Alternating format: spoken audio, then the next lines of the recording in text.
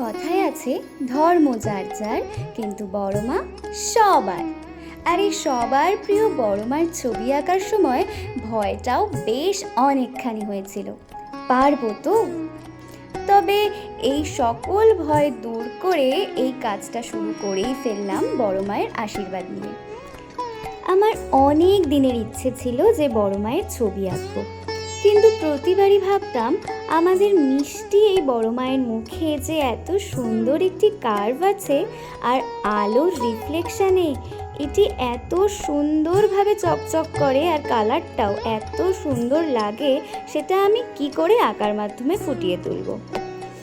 আঁকার সময় ভিডিও তো করেই নিয়েছিলাম, কিন্তু এতবার করে আমি কালার চেঞ্জ করেছি, সেখানে টাচ আপ দিয়েছি, যে আমি ভাবছিলাম পোস্ট করব কি করব না, কিন্তু ছবিটাতে তোমরা এত ভালোবাসা দিয়েছো তাই পোস্ট করেই দিলাম।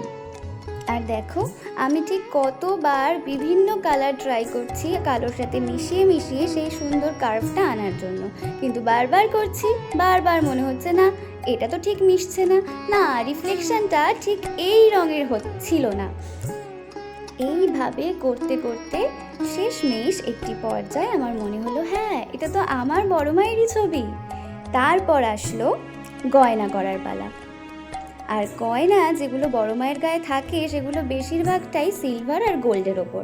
তখন আমি বললাম আর এক চিন্তায়, যে সিলভার আর গোল্ডের যে নিজস্ব একটা শাইন আছে, যে নিজস্ব কালারটা, সেটা আমি কি করে আনবো।